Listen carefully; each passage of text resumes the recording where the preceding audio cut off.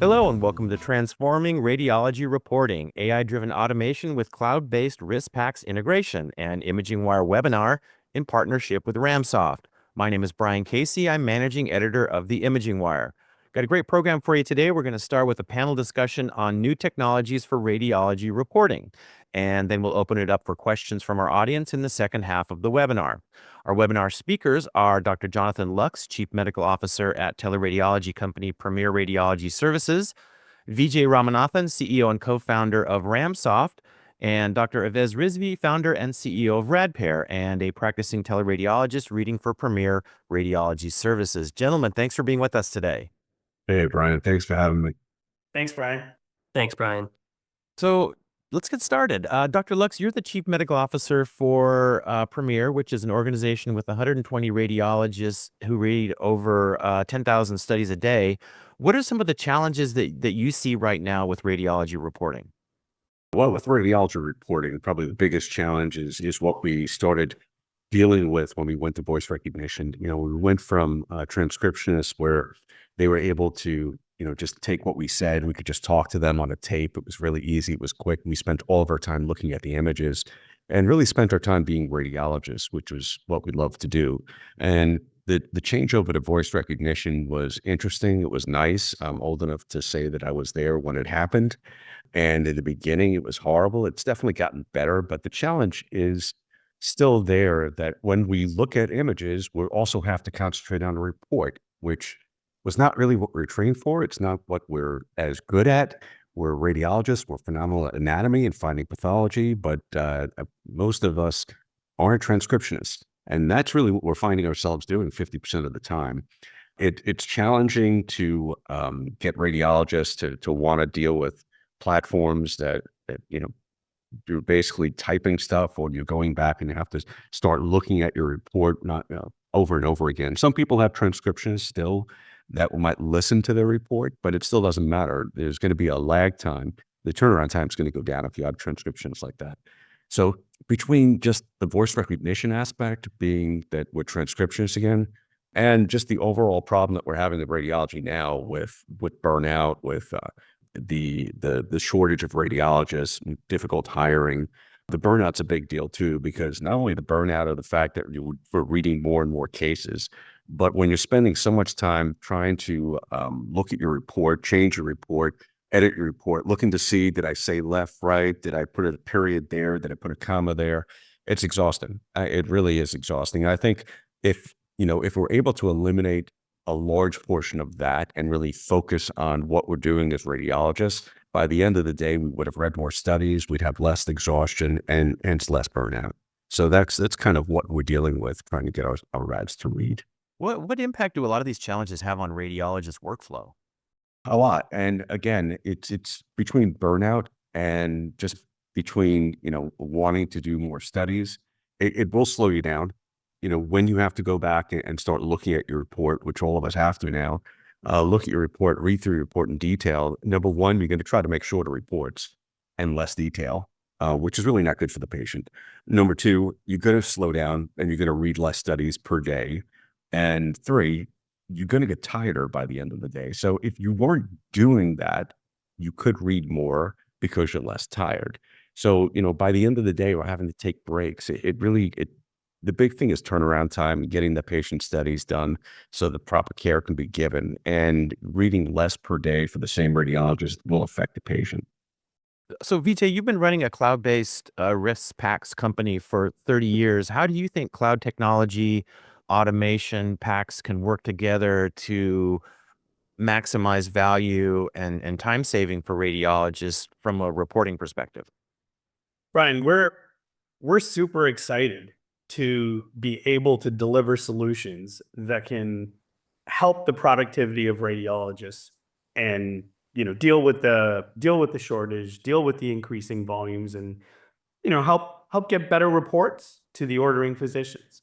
Back when we started, teleradiology was about getting a quick opinion on an emergency CT scan and getting the results to the emergency room physician as quickly as possible, right? And so we've come a long way from the early systems. I mean, we were one of the first in the 2000s to deliver a web-based teleradiology software to radiologists.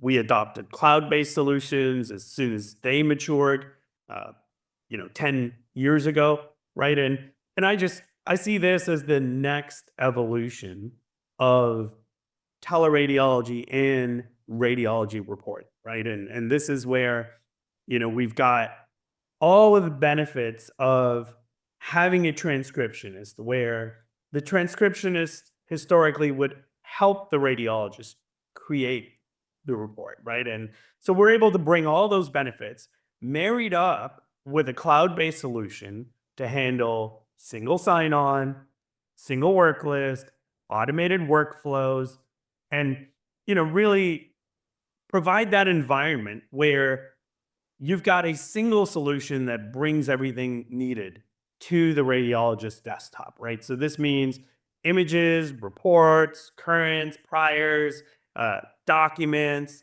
symptoms, history, all married up with the AI reporting solution, right? So this is really what helps with productivity. It is getting everything on in one place on a single desktop to the radiologist. And the benefit of cloud, on the security side is tremendous, but it's really the unlimited storage, the ability to take on new clients, right? With a cloud-based solution, you can add a new imaging center, a new hospital, bring images. You can bring on priors, and you really don't have the constraints of hardware, of storage, of network limitations.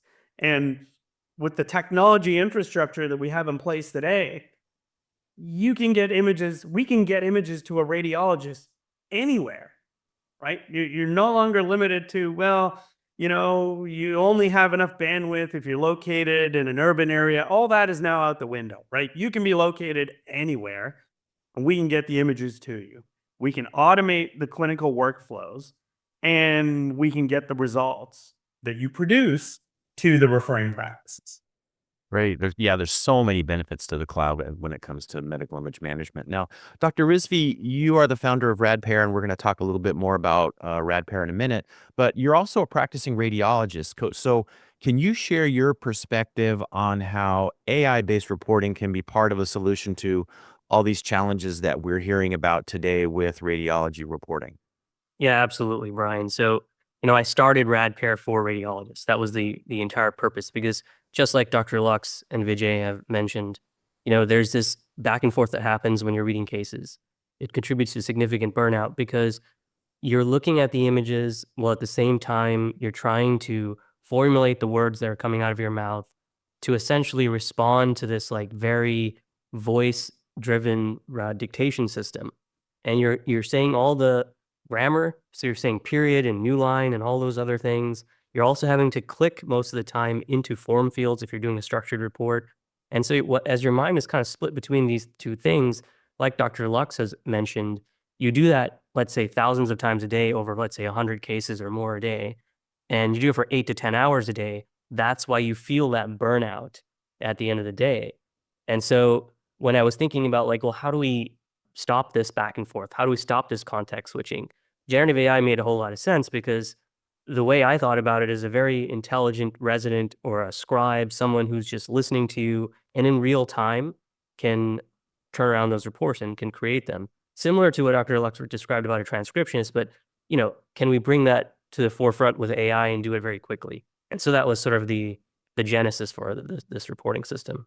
It sounds like a great idea. So, Dr. Rizvi, I understand that you've got a short video of what's possible today with AI-based reporting that's integrated with cloud-based packs. So, can you cue that up for us?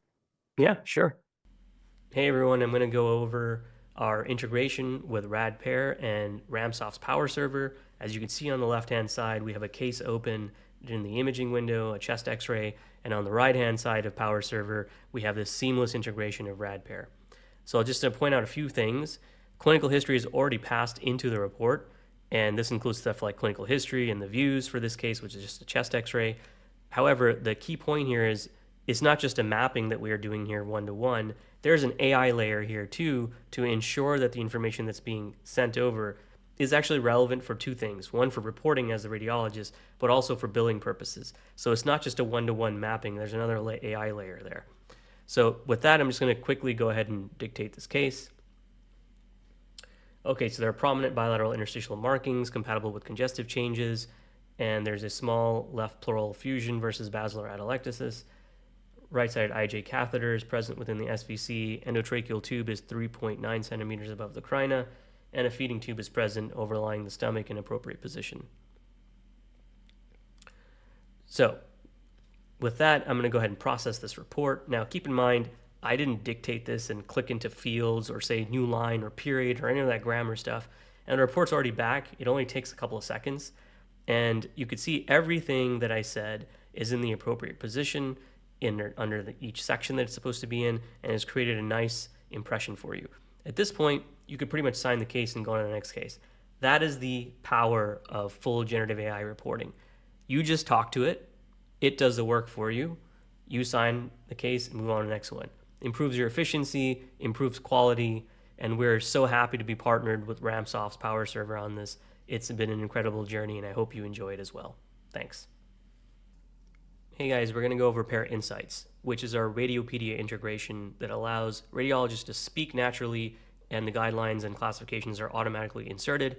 It actually uses AI to go through Radiopedia's knowledge base and bring back the appropriate classification or guideline.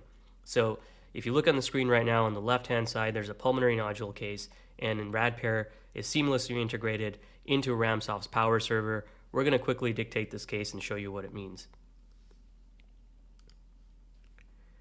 There's a 1 centimeter pulmonary nodule noted within the right lower lobe. Insert the guideline. So I'll pause there and let you know what's going on. So Pair Insights is actually going to Radiopedia, finding the appropriate guideline, and bringing it back. Now, if this was a case that you were reading, obviously you wouldn't stop there. You would continue reading the case, but I've paused here just to show you what's going on. When it comes back, usually takes about 10 to 20 seconds to do, it will put in the appropriate guideline. So in this case, it's using Fleischner Society and has put in the appropriate guideline. Now, if you wanted to check this further, you could actually read the rationale associated with this and look for what's the reason why it picked it. You could even go a step further and actually go to the actual reference article for Radiopedia. And then once you're done, you can accept this and it becomes part of your transcript. And then once you process this, what's going to happen is it's going to end up being part of your report. So in a few seconds here, the CT will come back. It'll be under the lung section. It's already back. It's already highlighted everything it's done. And obviously this is the only thing we said. We didn't say anything else. And so there's a nice impression for you at the end as well. So that, in a nutshell, is Pair Insights, powered by Radiopedia, fully integrated into RadPair, into RamSoft's Power Server. Thank you very much.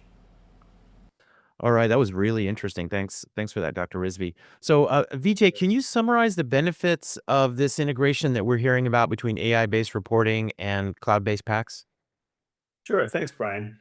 Look, it's really the ease of integration by embedding the AI report generation solution into the PACS solution that, this is the real time saver, right? It's not, here's an AI reporting solution and then here's a PACS system. No, it's the entire solution is packaged together. Everything's built in. There's, no need to mention punctuations, period. No need to worry about the sequence of things that are dictated. The impression can be generated automatically from the report, and it really saves a lot of time by enabling the radiologist to work from anywhere with a cloud-based reporting solution.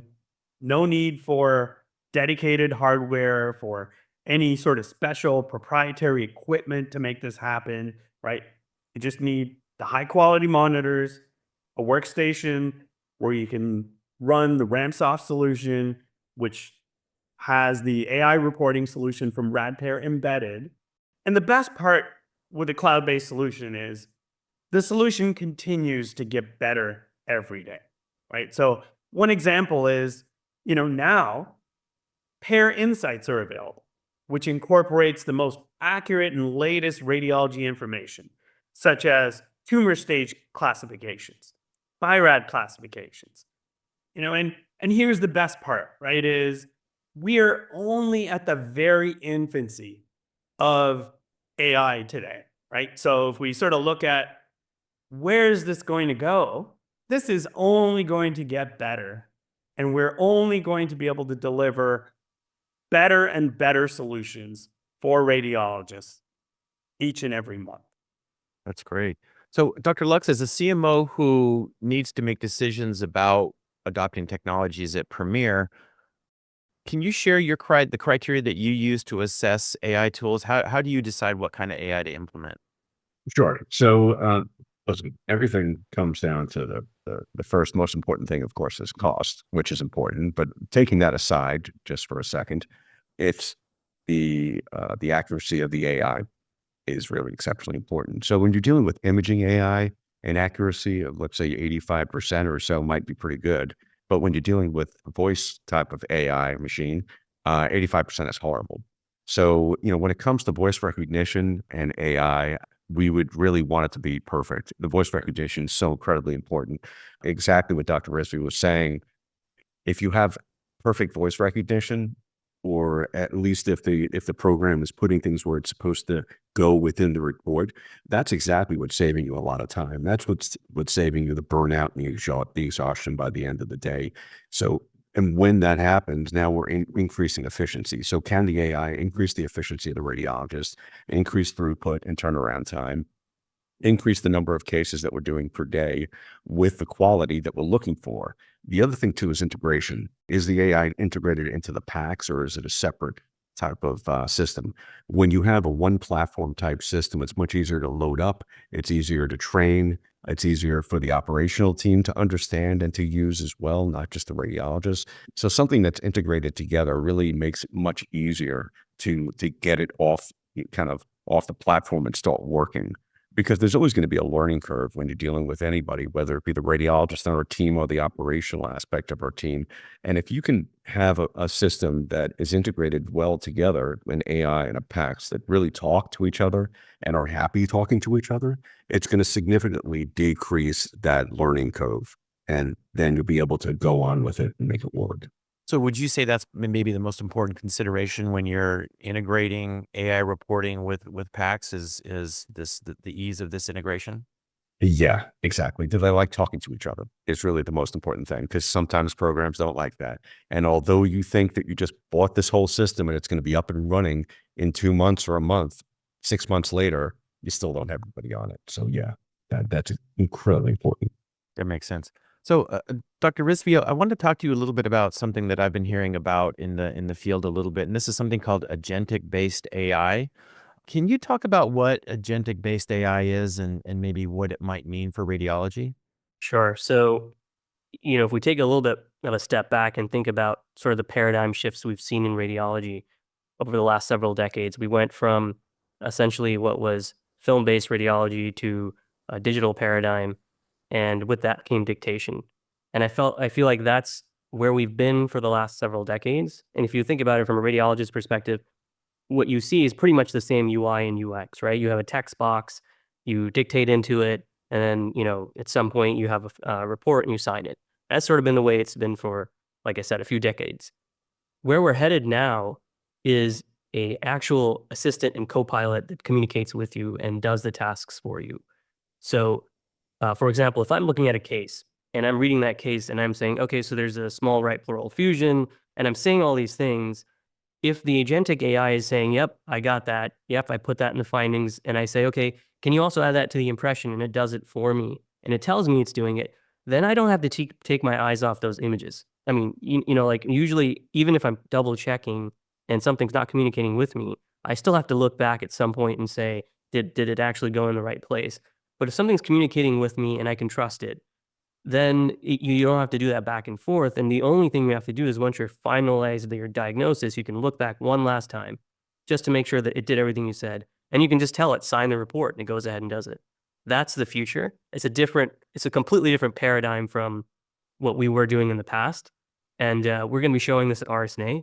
And this is not something where it's like a gimmicky thing. This is real. It's a product. You're going to be able to use it at our, at our booth at RamSoft and also at our booth at RadPair. And you'll be able to see this. And so with that, I think there's a video. Wingman here, ready for action. Hey, Wingman. I need you to combine my two templates, the OB greater than 14 weeks and the ultrasound biophysical profile together. Over. Roger that. The templates have been combined.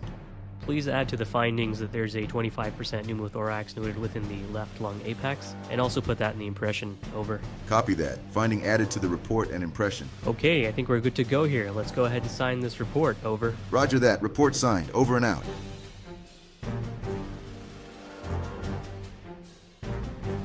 All right, cool. I can't wait to see that at RSNA. So, Dr. Rizvi, you've got a little bit of a challenge for our audience when it comes to reporting. Can you describe what that is? Yes, so my challenge is to all the radiologists out there. I want you to turn on your speech mic and I want you to start talking to it like I'm talking to you. Tell them about the football game, talk about what happened with the election, maybe not. And It's like normal language. Yes, normal language, and see what happens to that what's the output is. What you'll notice is with legacy dictation reporting systems is you're just going to get a bunch of gibberish. And the reason why is those systems are overfitted to radiology lexicon.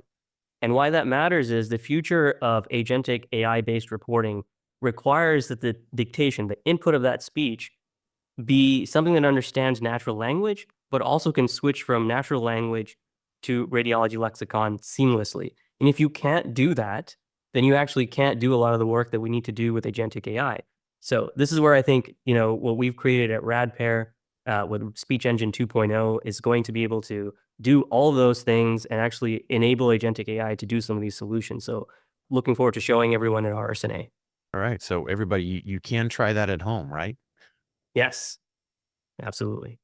So before we go to questions, I'd like to give Dr. Luchs a chance for some concluding thoughts. As a reminder to our audience, you can ask questions using the Q&A button at the bottom of your screen, and we will try to get to all your questions when we open that up in just a couple minutes. Dr. Luchs, any concluding thoughts? Yeah, thanks, Brian. So, Dr. Rizvi said something that is really interesting. The whole agentic-based AI and that we haven't had that it's something new. It is. But the most amazing thing is, again, I'm old enough to say that I used to use a dictaphone. And when I used the dictaphone, I was talking to a person. Yes, it was being taped, or I was talking to a person. I would say exactly what he just said. There's a pleural effusion, there's a pneumothorax, there's a rib fracture. Oh, there's an infiltrate in the right lower lobe. Make sure you also put that in the impression.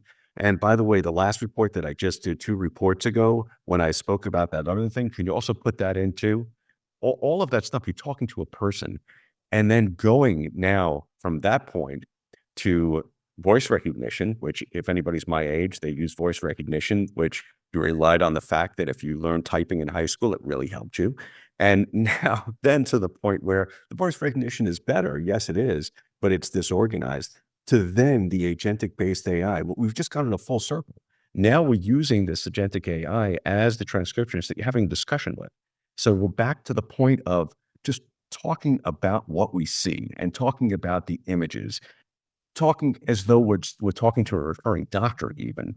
And that's exactly how we were trained. That's why we do this. That's why we love this. It's phenomenal that we're getting to that point. And I'm so excited to start using agentic-based AI once it's out. I think it's going to dramatically change the way radiology is practiced. And it's going to get back to the point of where radiologists can be radiologists. Yeah, it's definitely going to be an exciting future.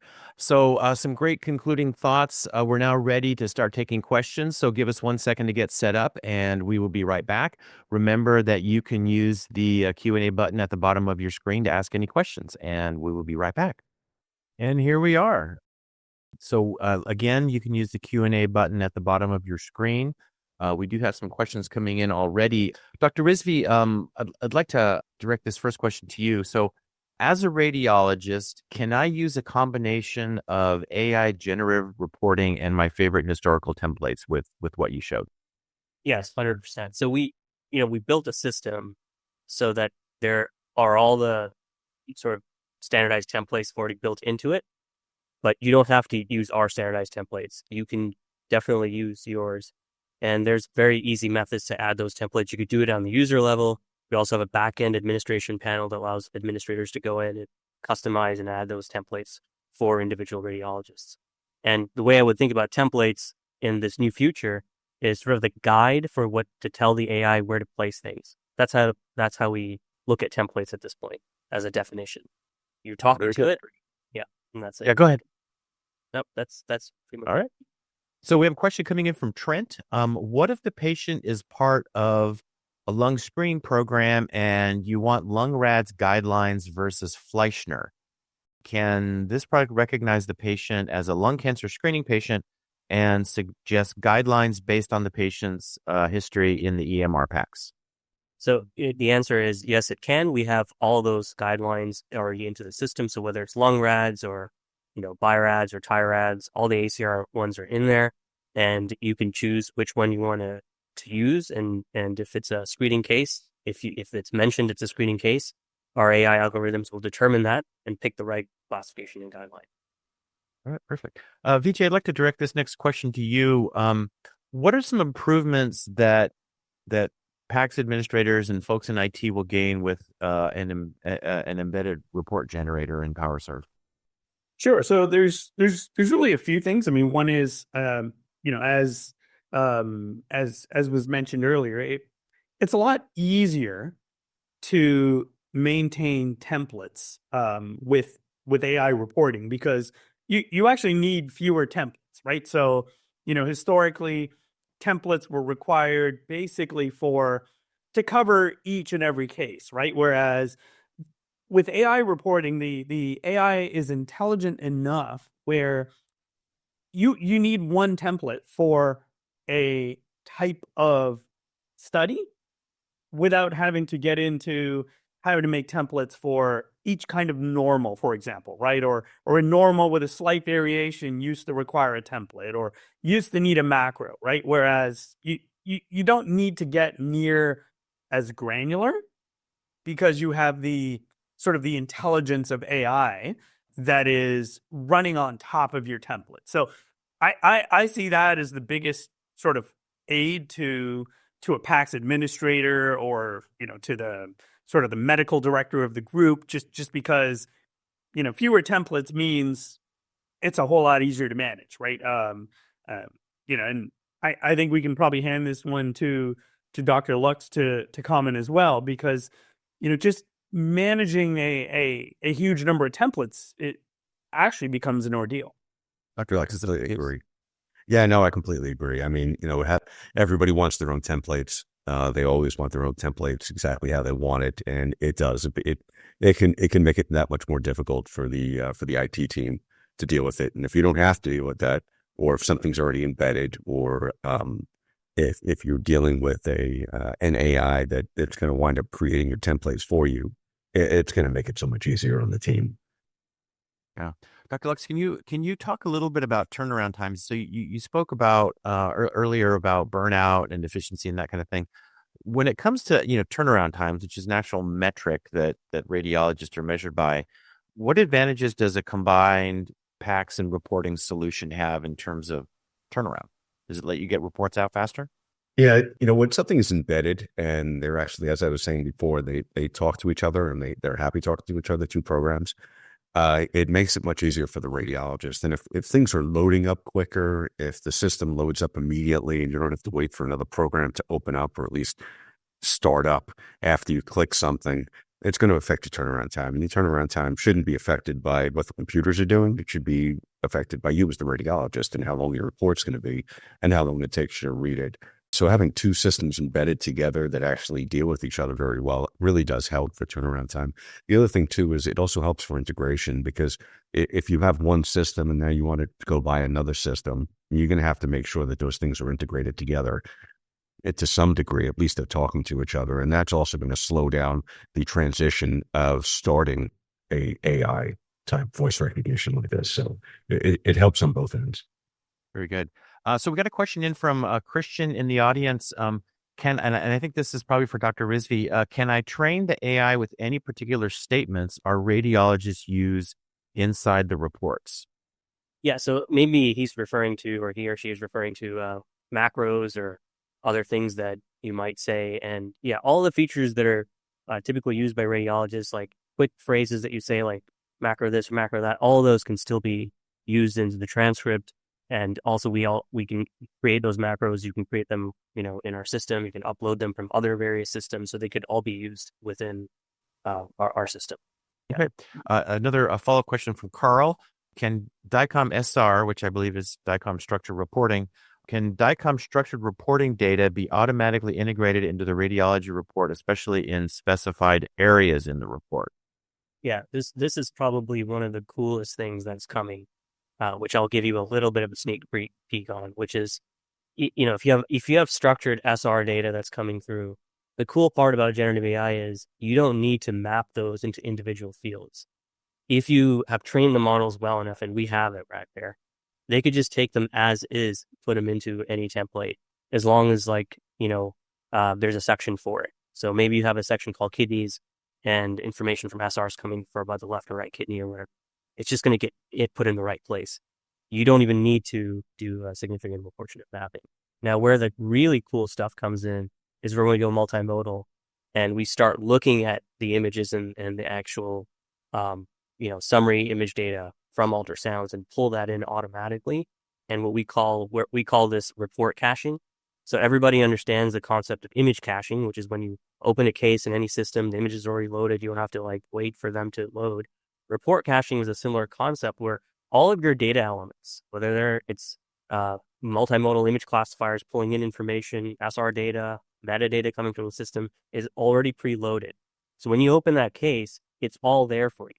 At which point, if you want to add something, you can. But if it's the case that it's all done, you just hit sign and you're done. So you can already imagine how much time savings that's going to give you once that's, your report's already ready to go like that.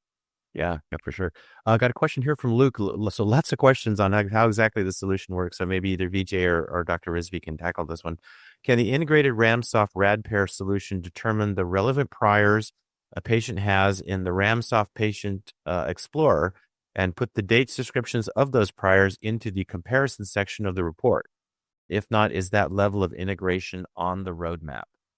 I can take this one. So yes, this is absolutely the next phase of the integration that is in progress to be able to, one, capture the prior data automatically so that it doesn't need to be dictated. I mean, conventionally, a radiologist would dictate information from the prior exams that they actually look at, whereas, again, all that could be very easily done automatically. So this is absolutely in progress.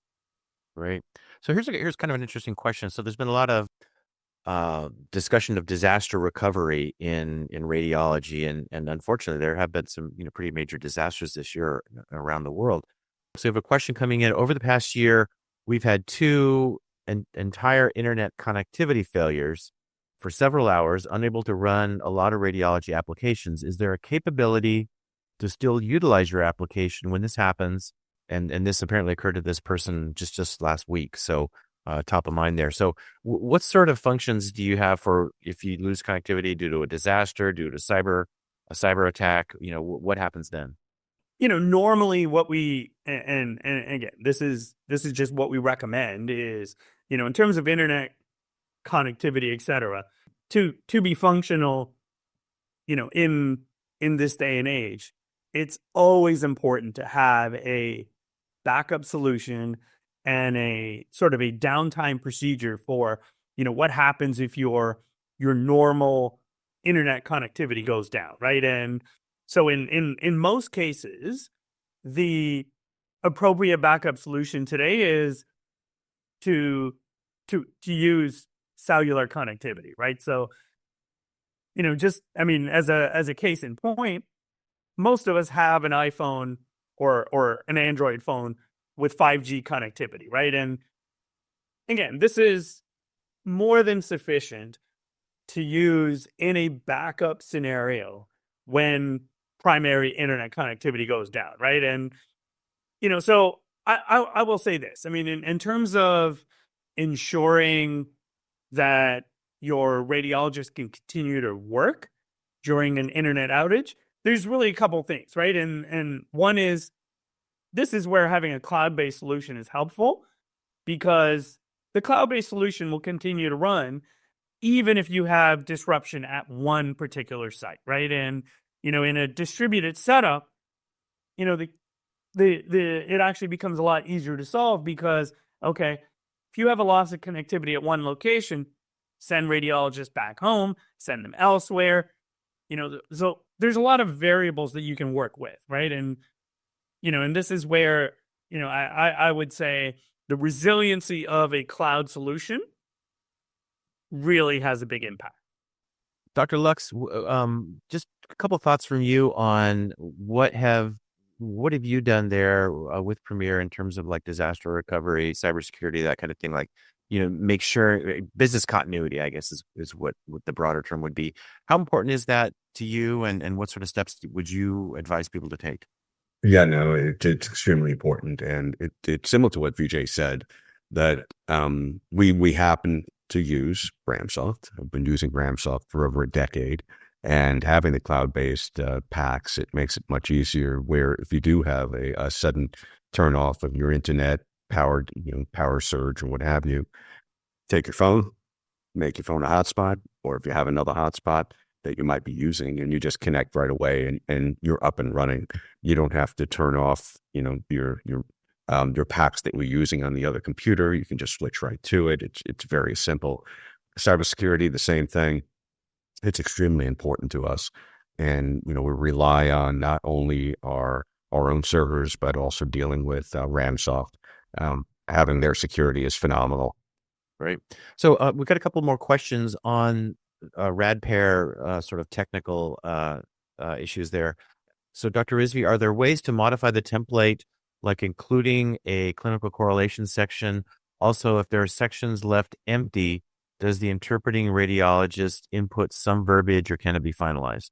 Yeah, so the templates are completely modifiable. So you can add sections, you can, whatever sections you'd want to add to that, you can add it to it. Now, if it doesn't have existing phrases in those sections, and if it's just completely blank, you'll need to tell the system what you want to put in those areas. But if they actually have existing normalized text, then our systems are smart enough to know that if there's something that contradicts those phrases with something new that you've entered, that will replace that text with the text that's contradicting it.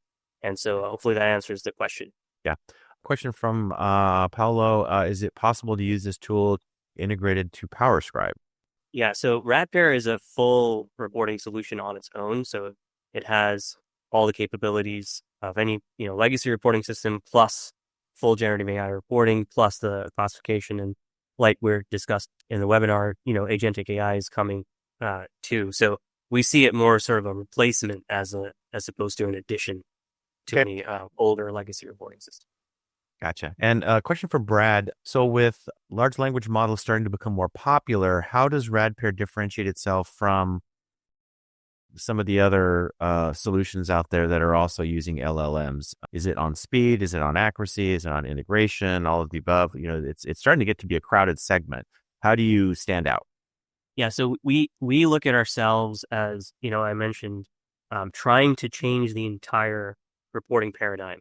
So unfortunately, what's happened in reporting for about 2.5 decades is you see these very small small changes that occur, intermittent changes that occur over time, and then they get released, and a lot of broken promises too. I'm a radiologist. Without my RadPair hat on, I can speak freely, and I think Dr. Luchs will agree with me. There hasn't been a lot of innovation here. And so what we're trying to say is you have the same UI and UX you've been using with various companies in the space. And even those companies who are now using LLMs are thinking about incremental changes to give you a little bit more improvement in that same path. What we're trying to say is, well, why don't we completely change that paradigm and say, why do we have to do it that way? The ideal way is me communicating like I am with you guys right now, just naturally, having something communicate with me.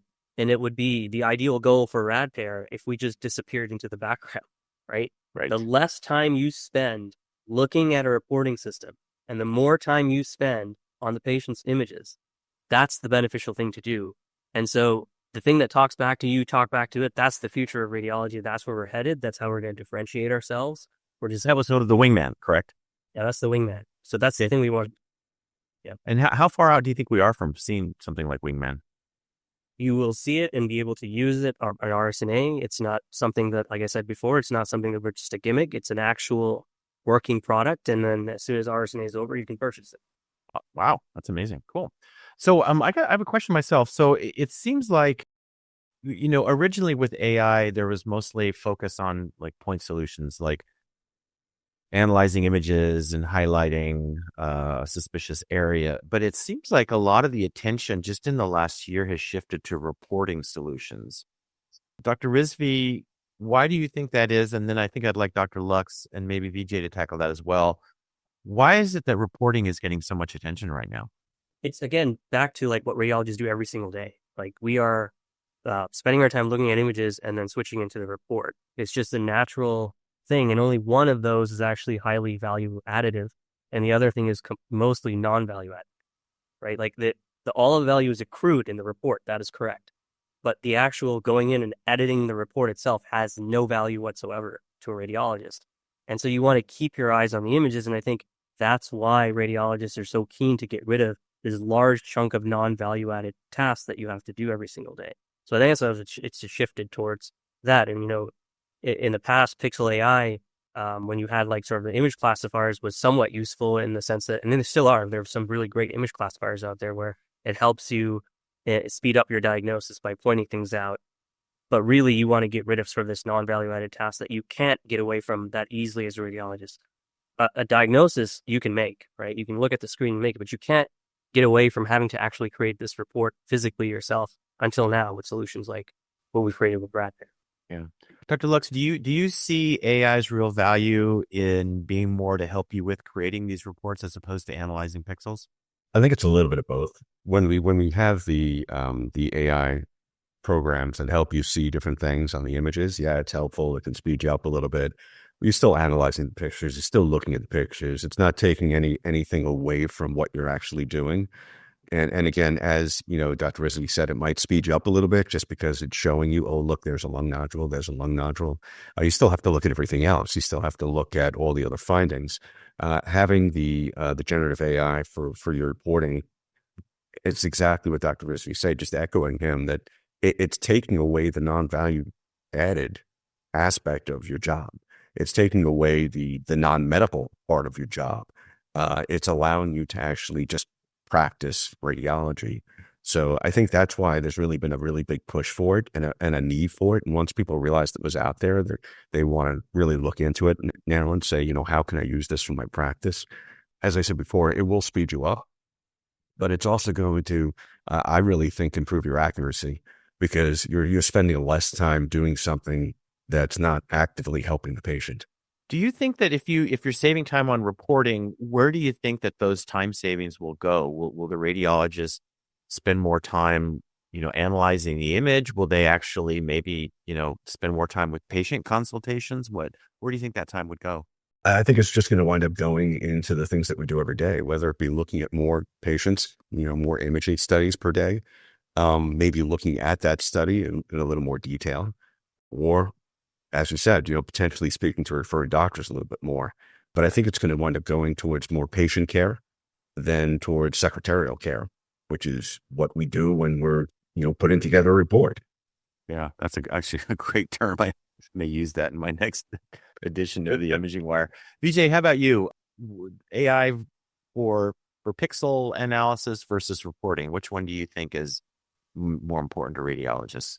I don't think it's really Not either or. appropriate to say, do we need one or the other, right? I mean, the reality is we actually need both to address two things. I mean, one, address the shortage of radiologists, right? Because, as we kind of all know now, it was predicted more than 10 years ago that radiologists would not be necessary anymore, right? And, well, that prediction was wrong, fortunately for us, right? Our industry is still alive and well, and we very much require radiologists today in healthcare, right? So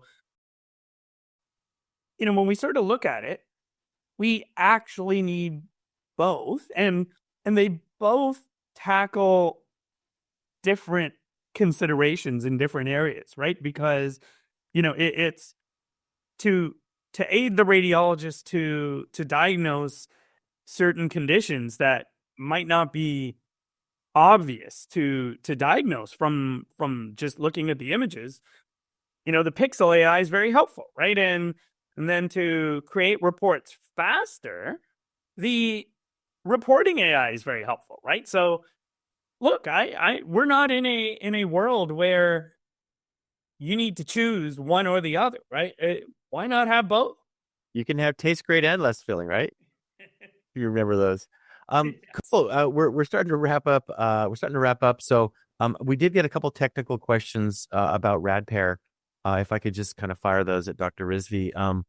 Someone says, great RadPair. It's impressive. Does it require FDA approval or clearance for adopting in the teleradiology business?